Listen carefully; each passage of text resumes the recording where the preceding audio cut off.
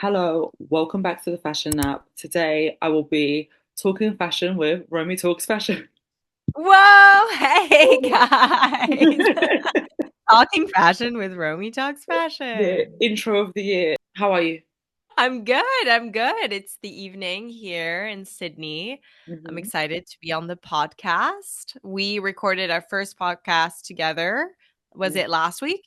Yeah, And now it feels weird to be the interviewee.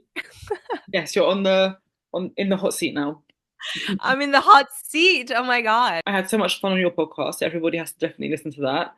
Um, Yes. Now it's my turn. What is your Yeah. earliest fashion memory? I think my earliest fashion memory was spending time with my grandma because my grandma was like she wasn't a per se a seamstress, but she just loved sewing Hmm. and she would make clothes. And when I was little, I would just see these dresses in like Disney movies or whatever, and I would like order her to make these dresses for me. And I remember just going like, "Grandma, it's not long enough. It needs to be like the princess. Like it needs to like flow on the floor. Like, it needs to be like a Hmm. gown size thing." And I have this picture of me when I'm like what, like 6, and I'm wearing this like Belle in Beauty and the Beast dress, and I just look stoked, and it's my grandma who made that dress for me, and I had asked her to make it. I think those were like my earliest fashion memory where I was just wanting to own gowns. Yeah, Extravagant gowns. I can relate to the gown obsession as a child. That's quite funny. You had her like in an atelier almost. Like, we've got another order Yeah, for Belle. Please do it to the yeah. floor. Here's the client Floor length, expectations. 2 meters long gown, train, please. That's just kind of overflowed into your adult life. Yeah, I still like even when I was a teen asked her to make me dresses, and I remember this one. I think the most iconic outfit she made me literally looked like a Dior outfit. I had this like black bodysuit, like stretchy bodysuit, and like this huge like pink silky satin like skirt, and it Hmm. was matched with this bodysuit, and it was just like it looks so good. I need to find this picture for you. Yeah, you do. But like Put it in. yeah, and I'm still like little on this, but yeah, that was my earliest fashion memory. And then I think it's sort of my love for fashion sort of came out of drawing. I would just sketch, and every time I would sketch, I'd sketch fashion. Like I don't know why, I just connected. I just find a style through fashion. Like my sketching style went from like really really grim kind of like sketches, like like just like fantasy, like grim, like like a bit like skeleton, like women that like were bold, that were wearing clothes, to like more like abstract, to then now moving to like sketching with like ink and like black and red. Mm. So it has like completely evolved, but I think like it came, yeah, my love for fashion developed through sketching, and then bit by bit through like any pieces of art, like, watching fashion movies. Obviously, we've all seen the September issue that I think all the fashion girls like, started dreaming when they saw that documentary. And then I went to London College of Fashion, essentially, and then yeah, the rest is history. Yeah. I think there's a good point in there. If you can draw, you can appreciate so much of the world in such a different way. I think Yeah. the way you look at shapes when you can draw is not the same as people that don't draw.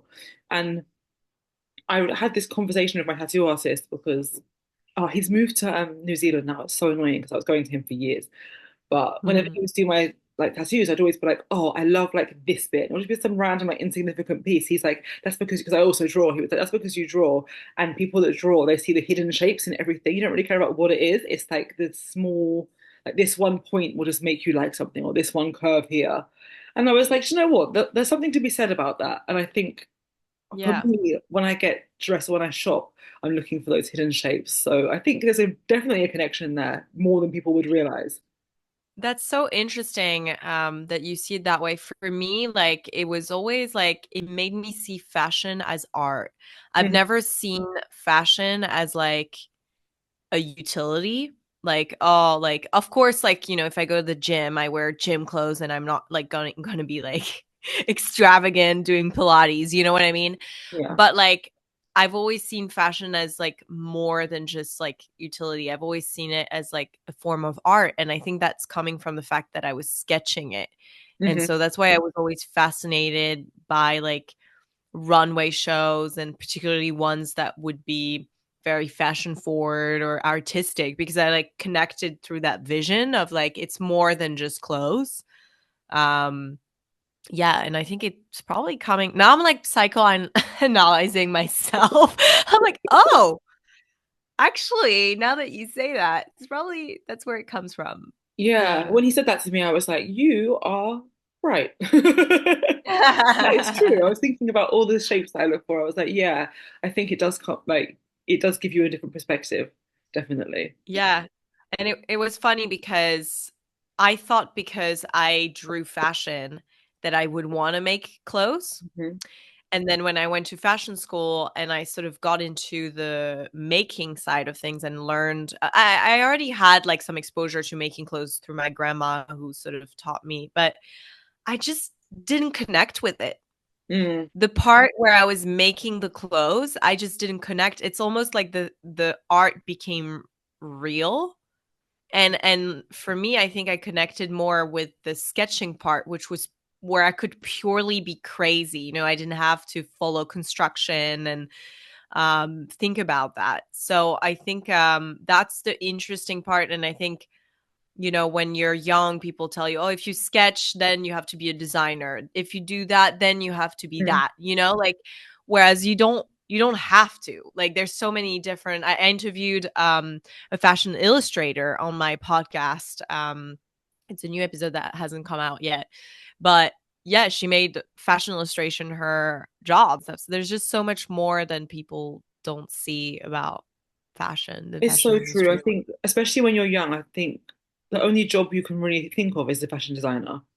when Mm, when you don't really see all this behind the exactly. scenes, and Yeah. especially if you are drawing, and especially if you're doing like what feels like sketching designs, even if it's just Yeah. illustration, you just think, okay, well, the natural progression is then to make this. But I spoke to so many people that have done this pipeline, myself included, where you get to the making, you're just like, this is laborious until you're like a master that can do anything. It's almost like taking these amazing sketches and just and almost like injecting reality and like boundaries into them. And it's like, oh, I don't like this anymore.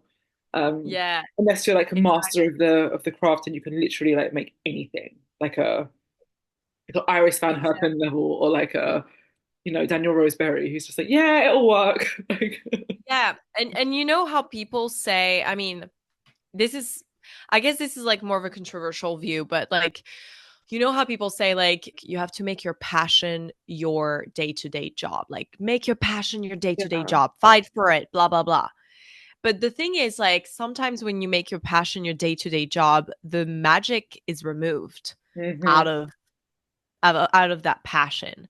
So I think for me, especially with sketching, I sort of enjoyed keeping it as something that's intimate to me, like something that I do for myself. And I remember in high school, we had like an art option. So we would produce like art pieces and we had to sell the art pieces. I mean, we had the opportunity. We didn't have to, but we had the opportunity to sell those art pieces by the end of the year. And I just remember being so uncomfortable selling. I just didn't want to let go. It was like my Yeah. baby, it's just a part of me. And Mm, so I admire artists that are like able to make it their day to day and like separate, you know, the transcendent part of producing art and the commercial aspect of it. mm. Yeah, and I can see people are moving away from that now and realizing maybe it's a bit of a scam. I quote this all the time in like every episode. But Erica Badu always says you should be doing the easiest thing. And I just think, yeah, do the easiest thing. Don't do the thing you love the most. Just do the easiest thing. That's what you should be doing. So many people have side hustles these days too. Like You have I to, feel I like, think, in this day and age. It's so expensive to be alive. yeah. Yeah, I feel like COVID in a way taught people that they could do multiple things. Like the number of people that started a channel during COVID, like just because they had more flexibility, you And know? even like brands, like I know you spoke to Brian Di Carvalho recently, and Yeah. what he's one on the long list of designers that I'm like, wait a minute, you started this in COVID? Like Yeah. every brand that I love seems like it pops up then, and I was like, I feel like I've known you my whole life, but no, it's been COVID. Yeah, exactly. Well, I mean, it's interesting to obviously like I don't want people to think, oh, I don't want to go into my passion because of what you're saying or whatever. I don't want to because doing something you love as your job is a privilege and it's amazing, especially if you can make a career out of it. You just have to realize that sometimes if you don't feel like you're enjoying what you love anymore because you made it a job, it's okay to keep it a hobby. It's more Yeah, the other way around that I want to say it. it's not a failure if you're not monetizing it. Exactly. I think that's Yeah. kind of like there's this hustle mentality that's like everything should be a business and you should be a CEO and like Yeah. do all of these Yeah. things, but that you can just enjoy something and that's still like a success. Yeah, and I think people need to stop like I don't know, like like there's so much hate that goes out to creators and people that are creating content, and people are saying, "Oh, you don't work hard, blah blah blah." Like you have to have extreme self-discipline, which is extremely hard for most people. Um, so yes, in a way, like, they're privileged doing what they love, but at the same time, it's unfair to discredit their work. Because Yeah. producing and being able to produce the level of content that certain content creator do, I can assure you it's more than 9 to 5. Yeah. That's why I had Yeah. to laugh when you said it because I was like, if only people knew what goes on behind the scenes, what it actually takes to keep an account running. Yeah, and I've been doing it working a 9 to 5 too. So I understand how both like what it takes to run both, and you don't have to as well, like as I said, you don't have to be in a category. I mean, I have a friend of mine, she is a banker and she has and she has a fashion account on the side. You don't have to be in a box. Hmm. Um so that's also the mindset. If one day you want to start, regardless your age, regardless your background, where you come from, if you have an iPhone, nothing can stop you.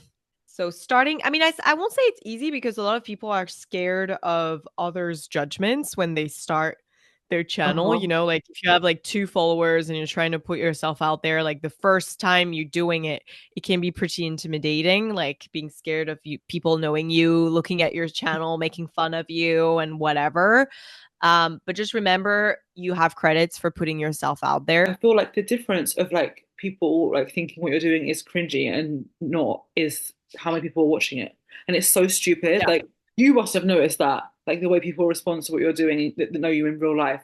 As soon as they see that you've got a few followers, suddenly it's like, oh, this is so great. But before that, maybe they're a bit Exactly. condescending. The respect comes when you get the follower. And that's the thing that I think I've learned and that I want to apply is like you should just in your life, whether you work in fashion, you don't work in fashion, just speak nicely to everyone. It's okay to have a bad day, but like treat like in your ecosystem, let's say you work in finance, let's say you work in startups, let's say you work in fashion, treat the junior the same amount of respect as the senior, because one day that junior, they might move to your competitor's office or your client's office or whatever, and if you've Mhm. been rude to that person, they'll remember it. But back to you. Ah, here we go. You post a lot of the fashion news, like you're very quick with your coverage. I saw you already just did the video about the ruby slippers. I was like, God, this woman works hard. I saw it this morning. I was like, she's quick. What is the first like fashion story you can remember like that you were obsessed with? I would say like the one that started my platform was Euphoria. I've always been like a big cinephile. Mm-hmm. And I'd say like I love any form of art, but I'd say specifically fashion, movies, and music. But I'll put it in the ranking. It'd be like fashion top, podium, and then movies, and then music, like Hmm. third place. But and movies that like the love of fashion also came from watching movies, you know, like watching movies that had like beautiful gowns or beautiful outfits, like, you know, like The Devils Wear Prada was like, you know, that scene where Andy is having like a restyling and she's walking the streets with her different outfits. Like this was my favorite scene, you know, just for the outfits. I just do it for the outfits. So that's what started my channel because I love watching Euphoria, the series for that, the season one when it started. I think I posted for season two. It was I started my account when season two came out. And I posted about actually no, that's not true. I started sorry. Okay. I started another account before and I would make these fashion riddles. So I would be like, guess like who the designer is based on like this fact, this fact, this fact. Oh, And then it started getting like a lot of views. And then I sort of dropped that account for a whole year. And then I made a Romy Talks Fashion account. hmm. And at first I just posted random stuff. And then what kickstarted it was a video on Euphoria where I was telling people where the which brands and where the outfits from each like characters came from. And people, I sort of answered to a demand because people wanted to know where, you know, the outfits were from and what Maddie, did you watch Euphoria? Yeah, I started watching Maddie, it late, and but I knew oh, all about it because of the fashion. So it was one of those things where it's, yes. if you don't watch it, the fashion almost like outgrew the show.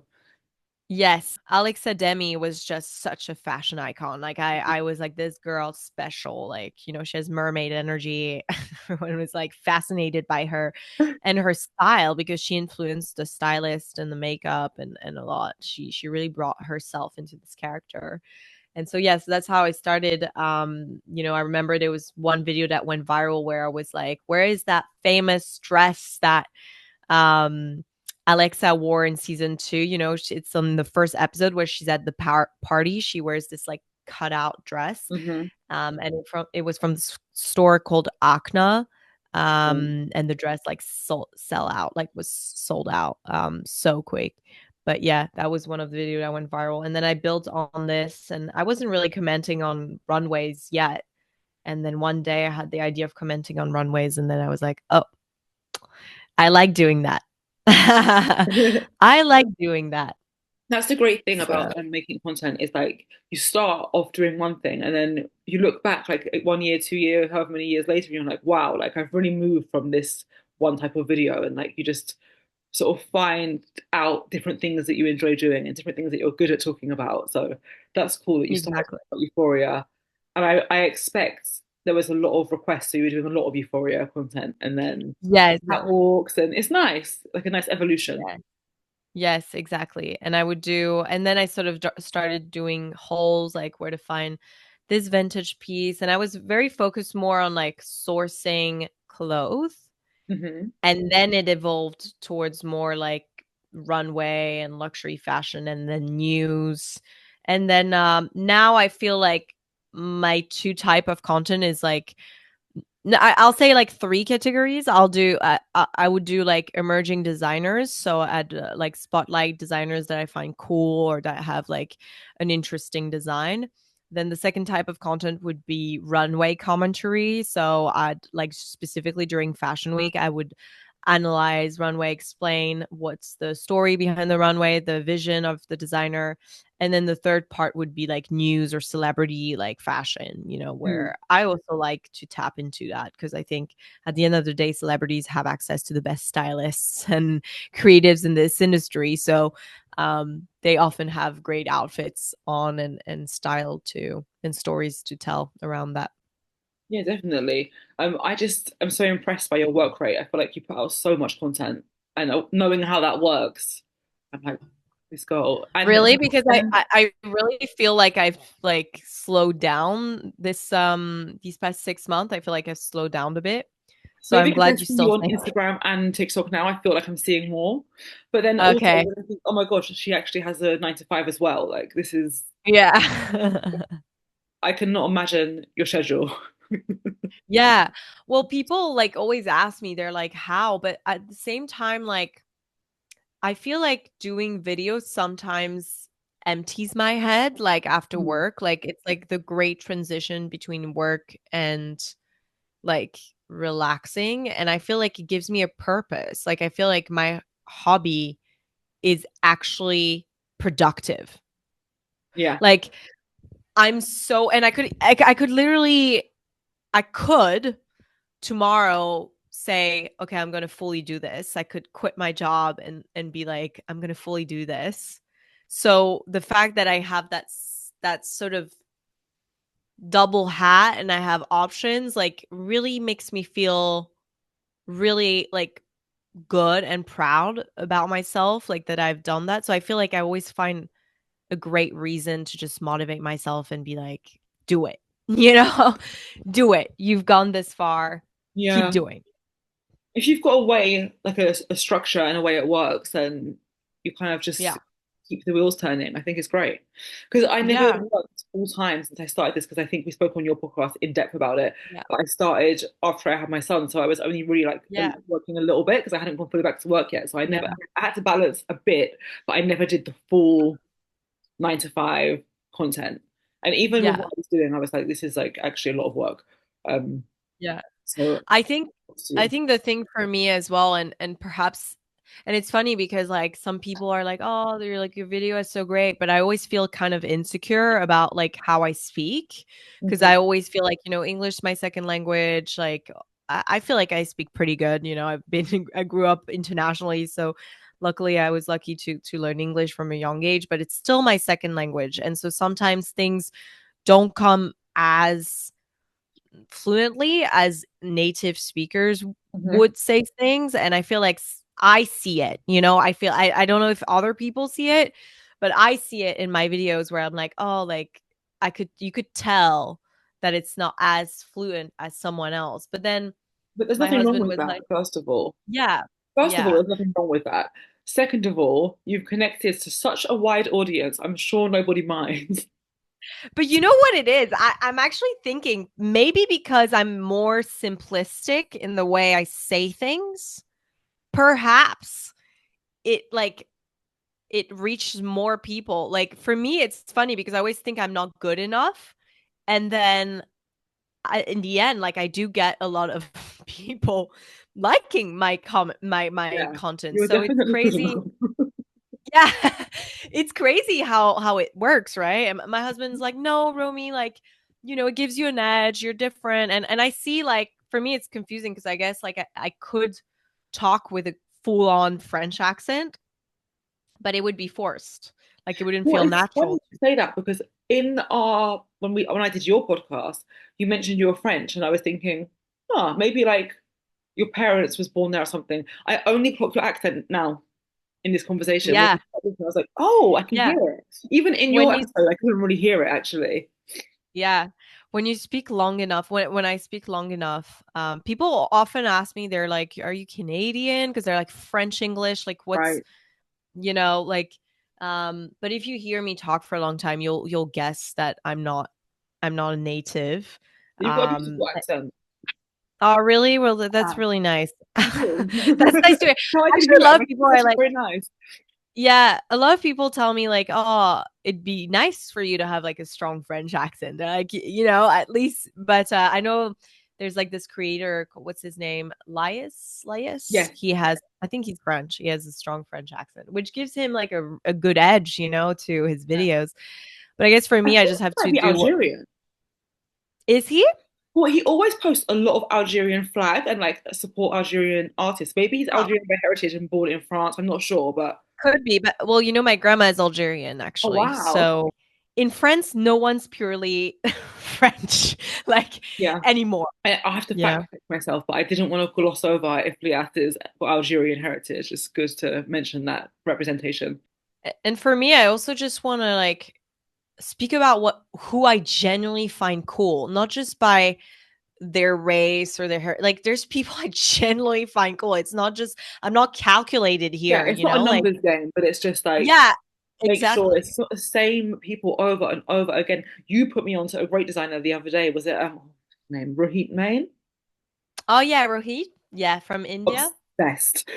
I'm so sorry. Who is this? Like stalking his. It's great to be able to like share these different designers at different stages of their career, and then we can all through each other find different people that we can become fanatics about, rather than just talking about Yes. the same poor white men in fashion every day. Do you think there is an accessory more powerful than a pair of glasses? More powerful than a pair I know of they're a glass. big part of your brand, so Huh.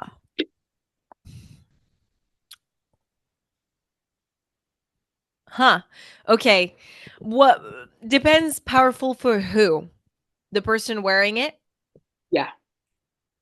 So I saw this video. It's a it's a video that scarred me, which I don't know why, like, but I saw this video of Dita Von Teese, Hmm. who was speaking about the art of seduction. The video is called The Art of Seduction by Dita Von Teese. You can Google it on YouTube. It's very interesting. This woman is magnetic, you know? And I don't know how I came across this video, by the way. It was on YouTube. It was on my suggestion page and I watched it. And she was saying, like, the art of seduction is to always pretend like you didn't do any effort and everything came together. And she was saying that's why wearing a really nice piece of lingerie makes you feel so confident and powerful because no one can really see it. I mean, unless you're, by yourself or in a bedroom or with your partner or whatever. But when you go to work, no one can see it, but you can. You know what's under there and you know what's close to your heart and how you've assembled it. And somehow it kind of makes you feel even more confident. And she was putting, an emphasis on, being seductive is being confident.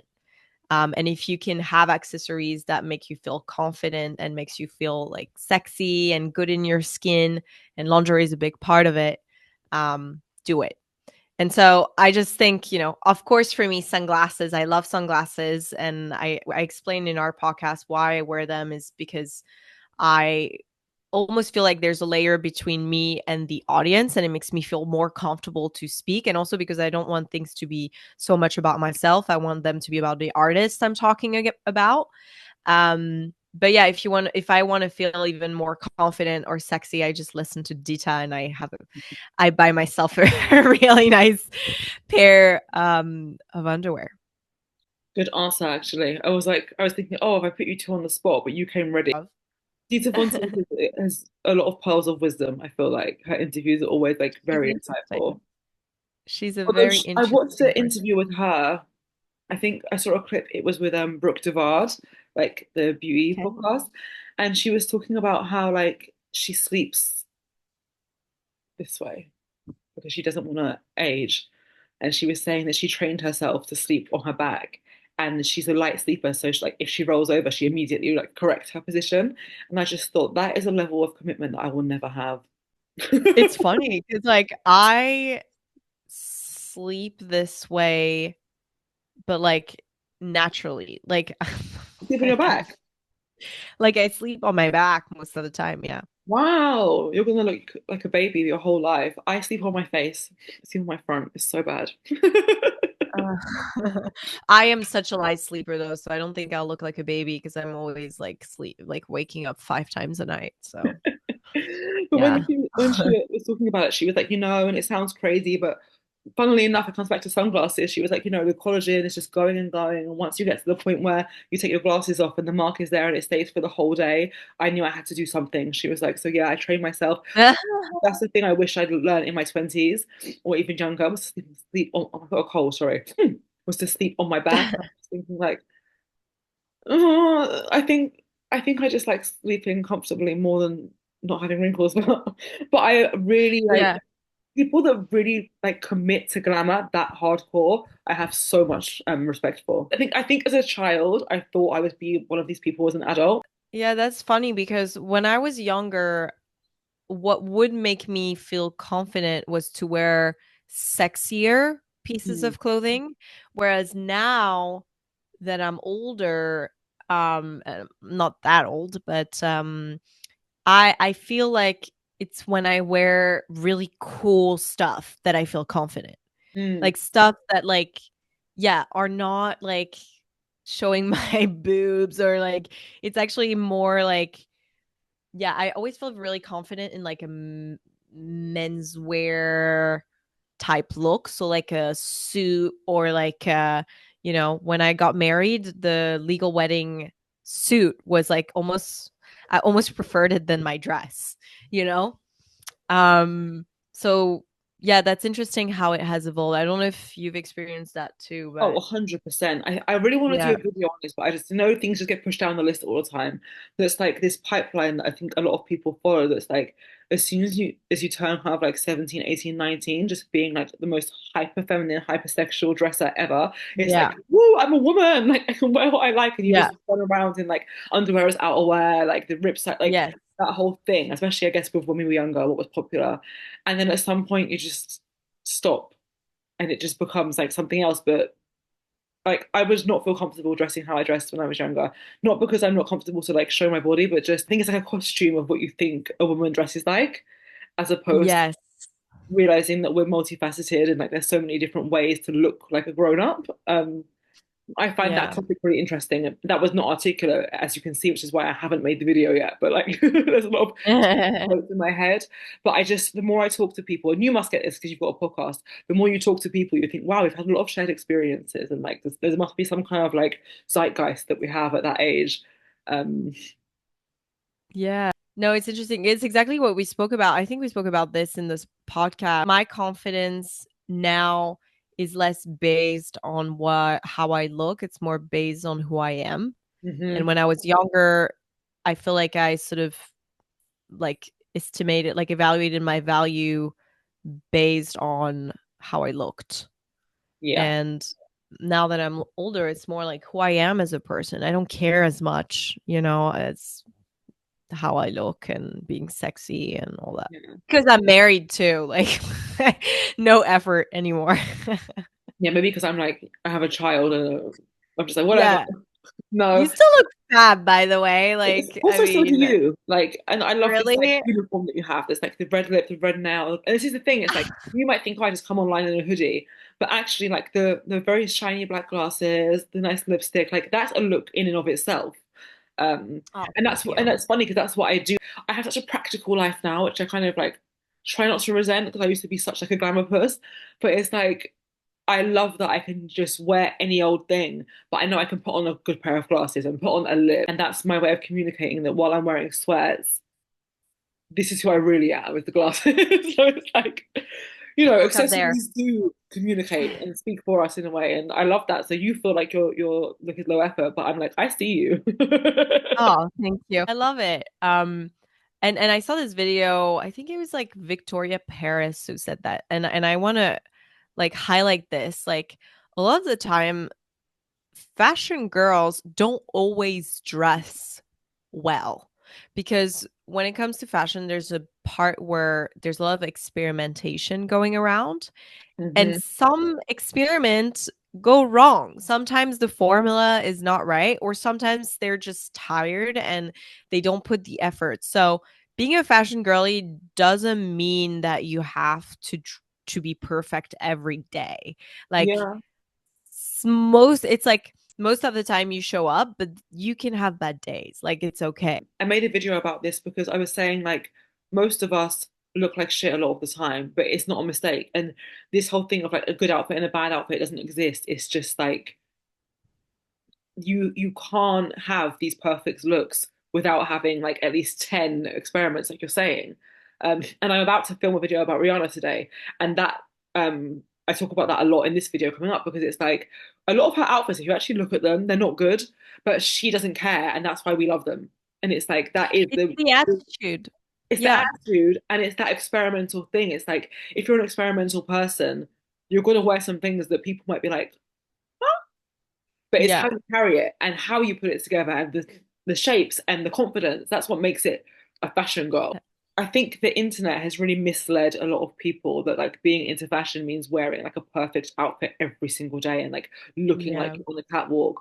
And I think that's because, you know, there was a sort of like outfit of the day culture where people will post like the outfits they like.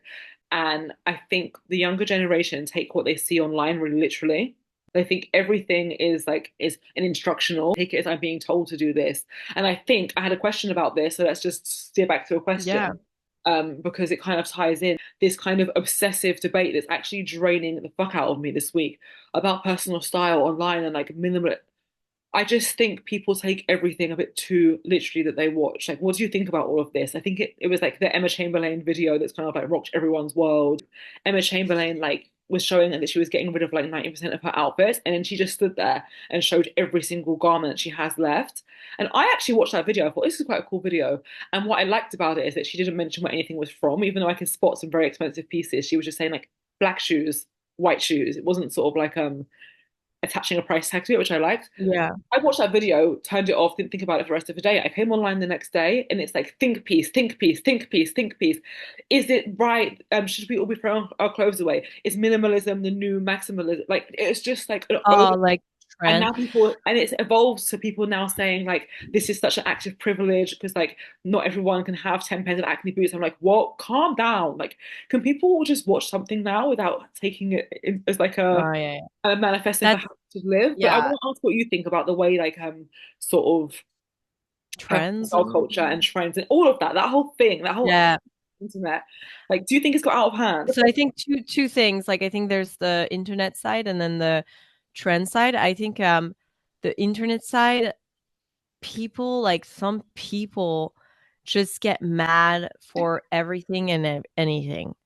And it's like a game for them. Like they get offended behind their screen, but they'll never say it to the person's face. Like it's like all about buzz and drama, and like there's that culture where it's very toxic, and people that spend too much time on the app can get like can sort of become that because everyone does it, right?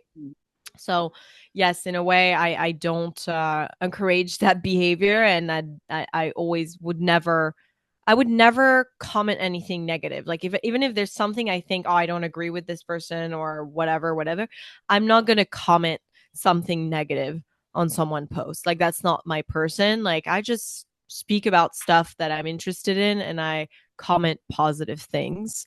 Um, because it's interesting to have debates and stuff, but like a lot of people they don't know how to have debates. It's like aggressivity, immediate aggressivity. Yeah. So um anyways, and then that's also the number one rule: never answer to aggressive comments, because you can then get riled into it and then it never ends.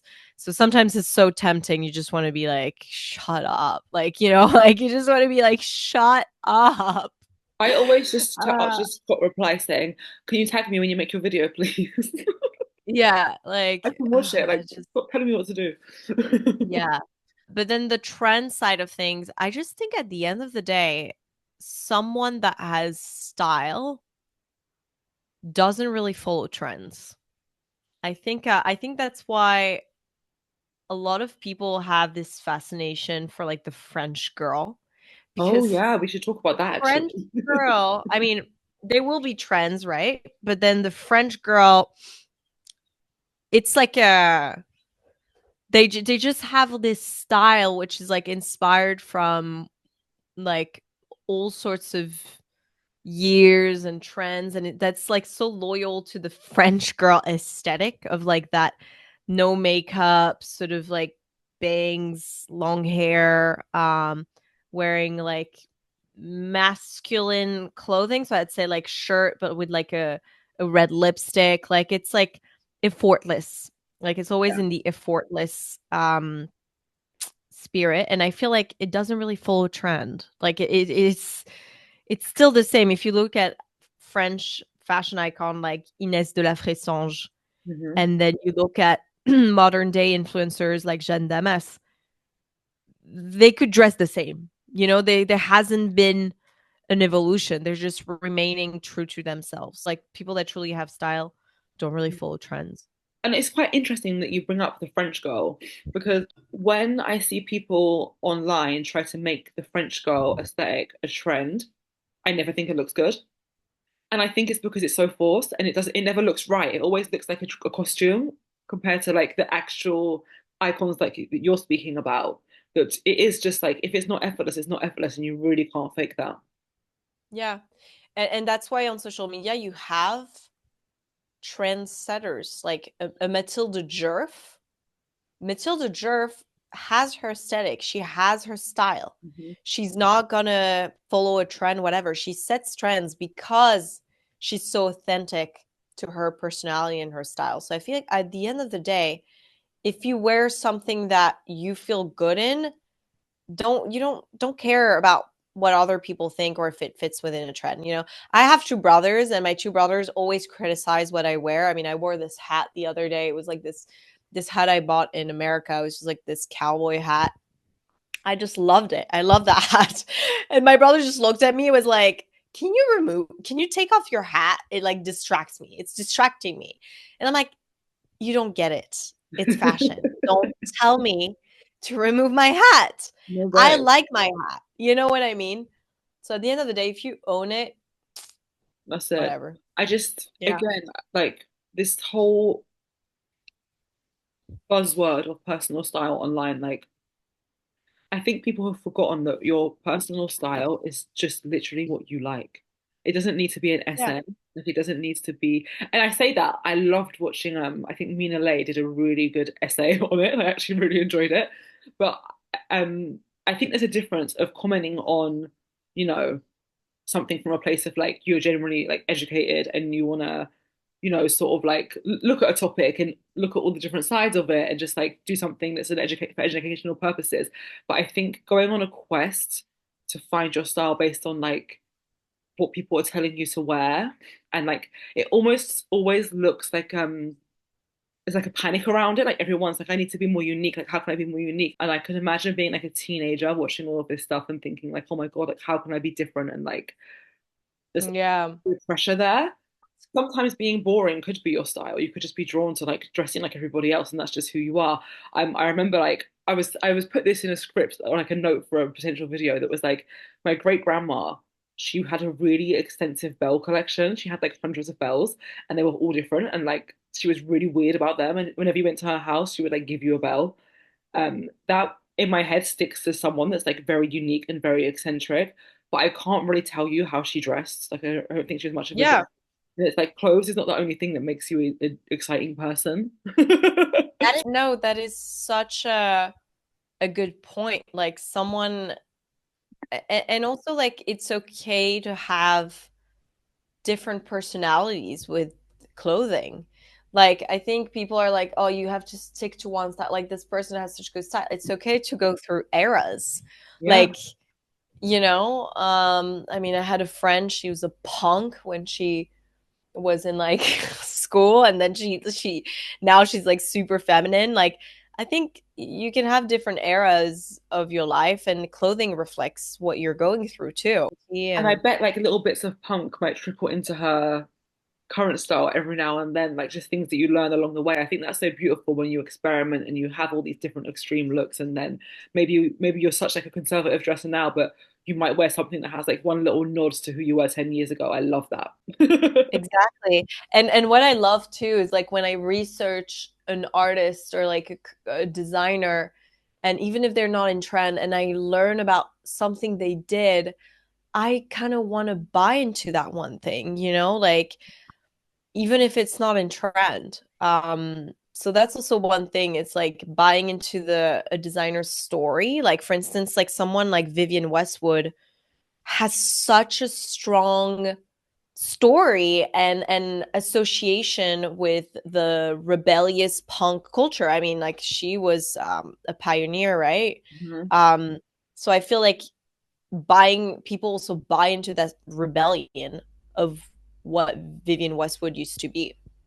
Yeah, I am a victim of that. I love Vivienne But I don't Westwood. know. It's one of my I feel like there's also like things that when you if we want to talk about this word fashion girl, I feel like there are decisions that we probably make when we get dressed that are very personal, like a reason why we like a certain color or like a sentimental something of why we wear this one piece that people won't even pick up on when you're actually wearing it because it's something that's personal to you.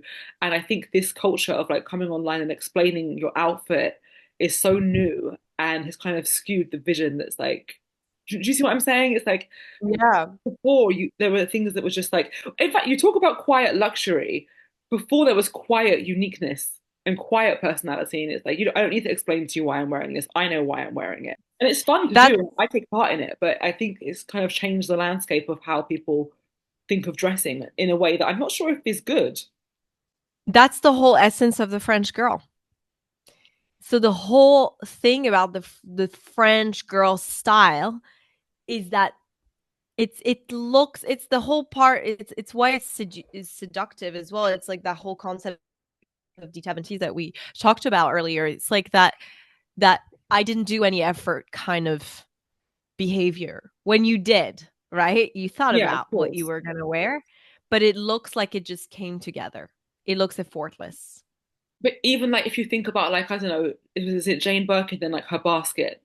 Until Yes. somebody interviewed her, we might not know why she carried a basket. That was just like her thing. And she wouldn't be like, "Hi everyone, I'm just here and I've got this basket because I love picnic." Like you would never see her do that. She would just carry it Yes. because she liked it and maybe she had a reason, but we don't need to know the reason. She Yeah. wasn't doing an outfit of the day. Like, Yeah. Exactly. and I think it's Exactly. like I'm just so interested in this big shift in the way people dress, and I think it's yeah become a bit of a circus, if I'm honest with you. Because you know what it is too? And maybe with social media, we're so exposed to things. Hmm. Whereas back then, I guess when you were reading a Vogue magazine, unless you were rich, you wouldn't think of buying like a Dior coat or a Dior dress, right? So the Vogue magazine was more of a like a dream kind of like piece of content. Whereas now you have people that are giving you access to style with things that are affordable and that you can get, right? And I think maybe that overstimulation and over access to all of this is sort of diluting people's style or personal taste because they have all these examples and they don't have to think for themselves. Well, yeah, you just click TikTok shop buy. It's that simple to just look Yeah. exactly like the person you're watching. Um, and I love that you brought that up about the magazines because I remember like reading fashion magazines when I was like a teenager or even younger, like 10 years old. And I don't know if you remember this, but Elle magazine, they used to have a section in the beauty pages where they would teach you how to do like a nail design every issue. Sometimes it was from the fashion shows. If it wasn't show season, it was just like, I don't know, somebody did it. And I would always, like every time I got a magazine, teach myself how to do the nail design because that was like the easiest, most accessible way that I could like be a part of fashion. And I think now you're set, I guess, with the growth of fast fashion and like dupe culture, you are right. It is too easy to just copy rather than think like, okay, what's the thing that I can access and like how can I make this something that I can take part in and like how can I be inspired and how can I okay, maybe this fashion show has this color. I'm 10 years old girl, it's poor.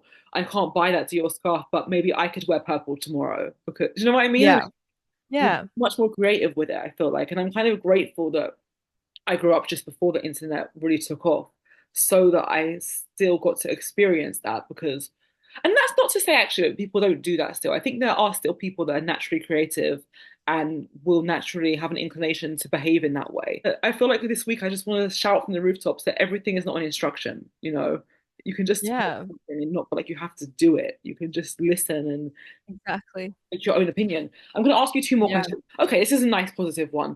So you've been on social media for a while. You've grown this big audience. Like you're so great at what you do. What do you feel is your biggest achievement so far? I feel like I'm in a job interview and I have to like come up with the Where example, do you you see know. yourself in 5 years in my company? Well, I guess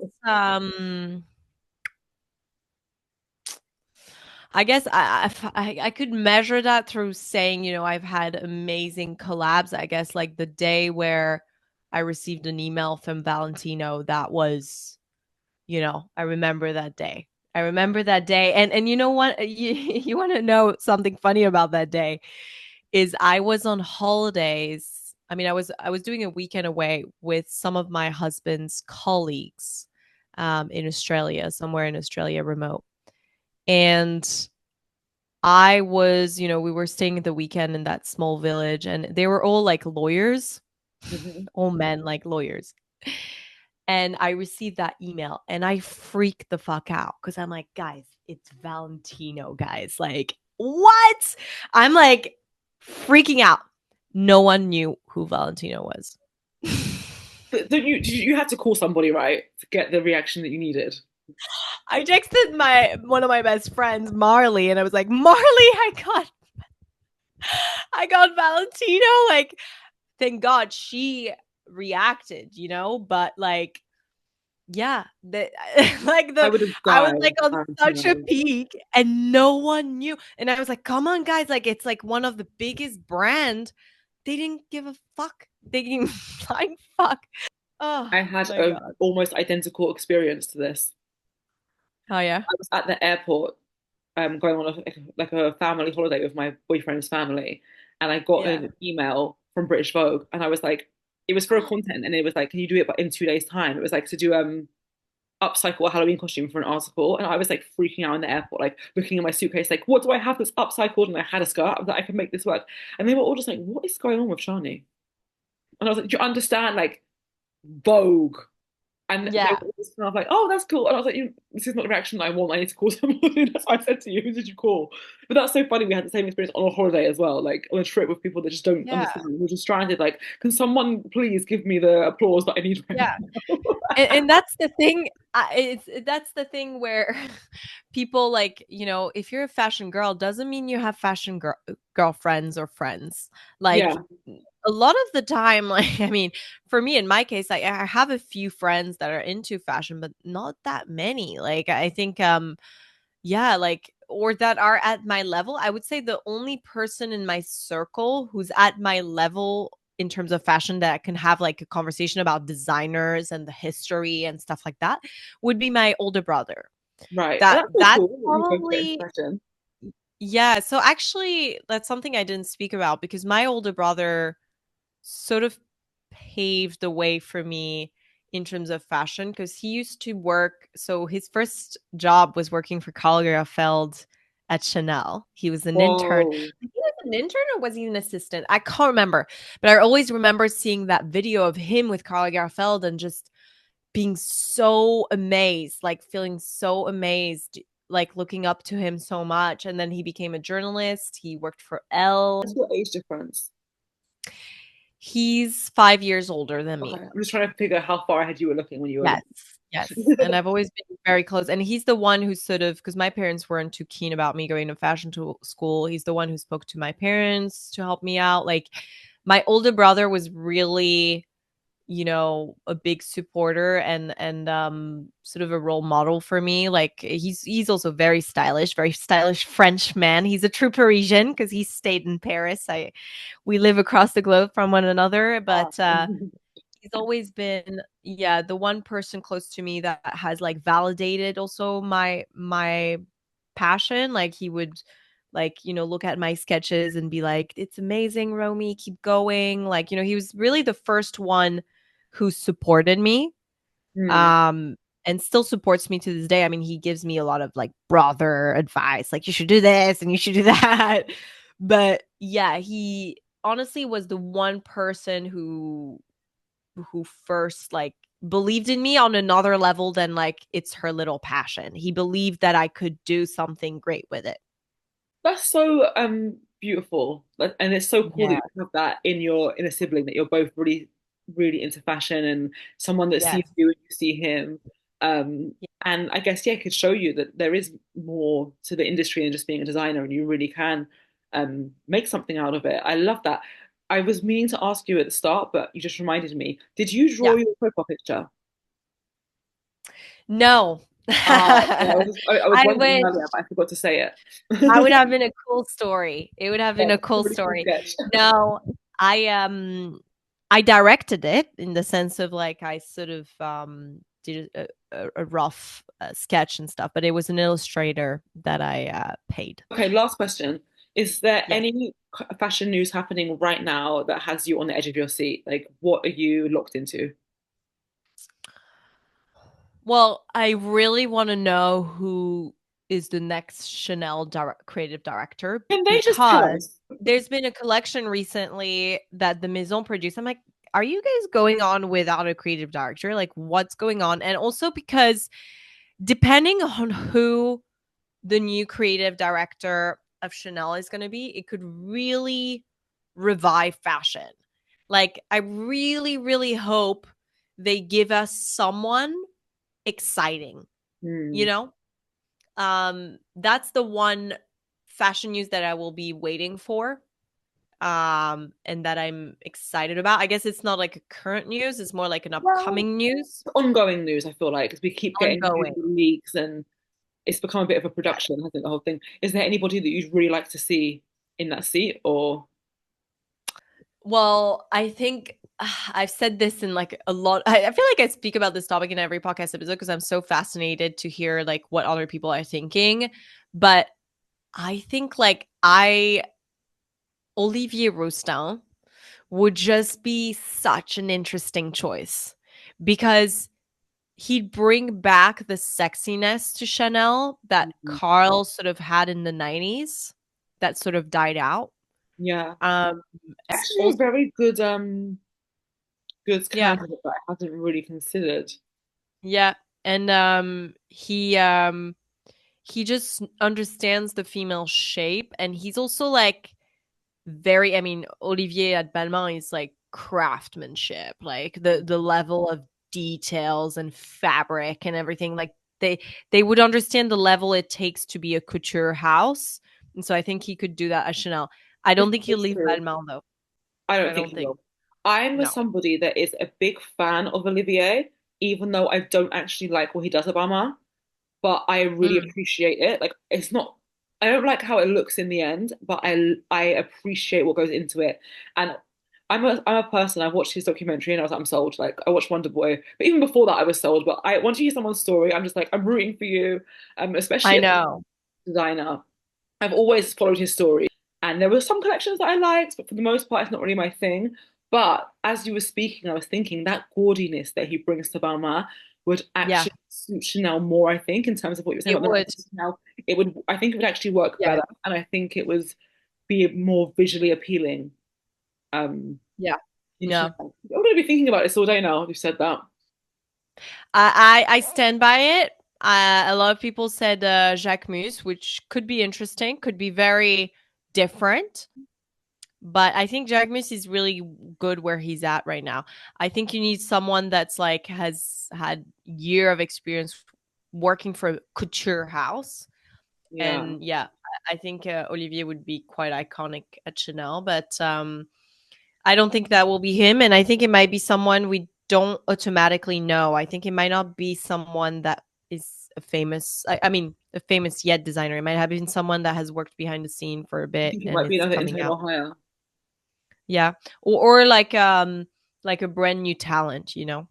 which would be exciting, but you know Yeah. how the world responds to that, right? So I Yeah. wouldn't be envious of them being in that I position. just think I just think with a big house like Chanel, you kind of need an to succeed, you know, into the step like you're taking over from someone that used to be literally like a fashion icon like Karl Lagerfeld. Hmm. So I don't know. I just feel like you need someone like that can take that role. Absolutely. It's experience and it's also like a lot of pressure. Not Yes. average person to just go to their first house going to be Chanel and Yeah. not pack. So yeah, it is an interesting story to follow. Let's see who it's going to be. One more thing, I was just going through the episode again, and obviously we spoke about the Chanel potential Chanel director. Do you have any couple of words about the new appointment of Matthew Blasi? Of course, this is so crazy because I've been talking in like most of my podcast episodes about the appointment of the new Chanel creative director, and the news broke that it was going to be Mathieu Blasier. I mean, it's been a few months that we've heard the rumor, so it wasn't like a huge surprise. But I think it's a very exciting new era that Chanel is entering in. I think Mathieu is kind of like a master of experimenting with different textiles and fabric, but in a very modern way. And he's also like so good at doing viral accessories, which Chanel is like kind of known for. So I think it's going to be a very exciting new era. I wouldn't be surprised if he makes the brand a bit more modern, and it could be super interesting and good for the brand. So yeah, overall it was an interesting choice. I didn't see it coming at all, but I'm like very excited. Oh, wow. Thank you so much, Romy. Any parting words before we go? Um, Whoever's listening, if you have a dream or if you have a passion and you haven't, you know, you've been too scared to start or you waiting for the right time to start, there's never a right time. Just do it. Just start now. Start tomorrow. The first thing you'll do will be shit. It doesn't matter, but the good stuff will come out of producing and over time. So, yeah, dreams can become true. I love it. Just have to make See, it it's the happen. morning for me. So I'm like, this is a great thing to hear at 9 Start a.m. your morning. I'm going to Start my bed. day. You need to go to bed. I'm not going to take any more of your time up. Thank you so much, Romy. And I will talk to you soon. Bye. Thank you, Johnny. Bye.